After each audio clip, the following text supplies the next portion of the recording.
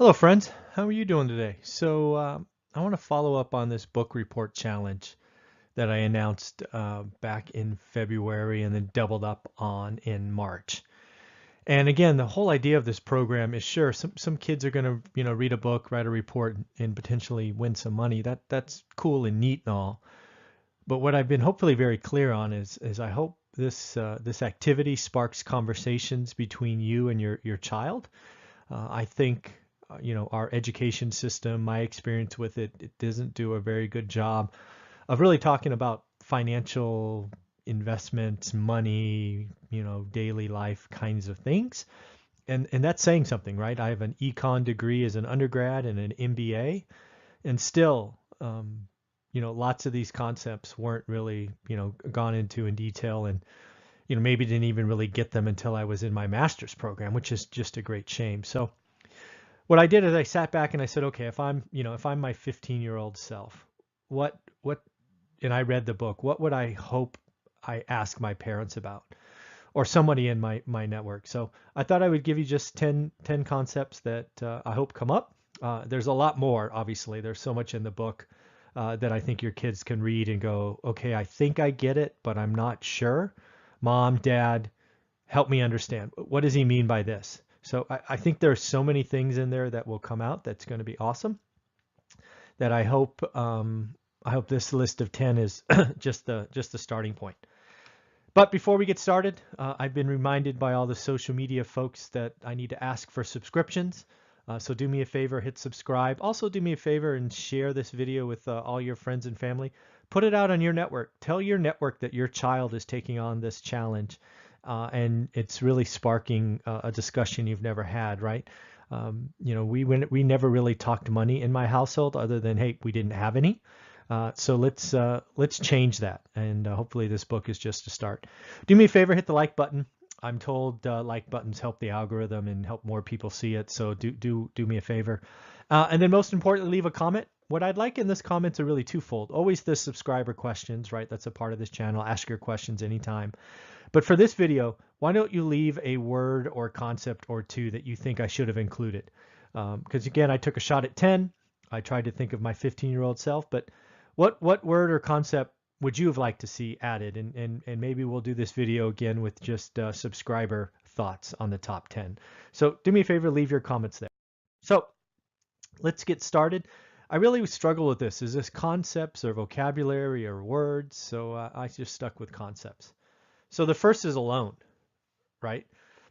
When I was 15, I guess I knew what alone was, at least the ordinary definition, but I really didn't know the components of alone or how it's used or how it could help me or how it could hurt me. So maybe some of the conversations are very basic, and that's okay, right? A question asked is a question learned. So I think it's okay if that's where it starts. I think interest rate is going to be interesting. I try to recall back at 15, I think I knew my savings had an interest rate, but I didn't really appreciate what it was. And I had only known interest rate as something I earn as opposed to something I borrow. So that would have been a new concept for me, I believe. Certainly wasn't talked about when I was 13 to 15. So I think that would have been interesting. Return on investment. This would have been a really foreign concept to me. Sure, I knew if I loaned somebody $20, I would get $20 back, or maybe 25, right? I knew that kind of thing, but I didn't really know return on investment, the whole understanding what it means to get back in a year or maybe over the life of an investment. That was really a new concept. And that's shocking, frankly. That shouldn't be the case, right? Return on investment should be something that we're taught much earlier because it is really the key to getting out of the rat race. Rent. This one, it's out there. We rented for a little while as I was really young, but frankly, the mortgage payment, you could insert mortgage payment here. I left it as rent because obviously in my book we're talking about rentals. But again, I don't know that I appreciated other than it was stressful at the end of the month paying for our home, right? Paying for our house. So I don't know that I really understood what rent was. And Maybe I understood rent from the tenant or the person living there, but I didn't know rent from the landlord's perspective, right? Why is that good for the landlord? So I think that's an interesting discussion, and that could go lots of different directions. Expenses. Um, I knew there were bills, but again, think about the book and financial freedom. When I'm talking about expenses here is, okay, if I'm a landlord and I collect rent, what are things I should pay for, right? The mortgage payment, taxes and insurance, property management, maybe utilities or water or whatever they are. Those are the expenses I'm talking about, right? So expenses as related to rental properties. So maybe kids could come in and talk about that. Inflation. Here's a good one, right? What is inflation? I had no idea what that was. I guess I had an appreciation that a candy bar that used to cost a nickel now costs a dime. But again, I didn't know what that was called. I didn't really have an appreciation for that. And I certainly didn't know how inflation could help me, right? If I own an asset that doubles in values over 20 years, I had no idea what that was. That would have been good to figure out. Cash flow, right? What didn't really know what cash flow was. And now here I first put down positive cash flow, but then I would have to put negative cash flow. So I thought maybe I'd just change it up and say cash flow. All right, to understand what cash flow is, either positive or negative, is to really understand rent minus expenses and kind of what's left over. Is that a positive or negative number? Again, simplistically for your kids.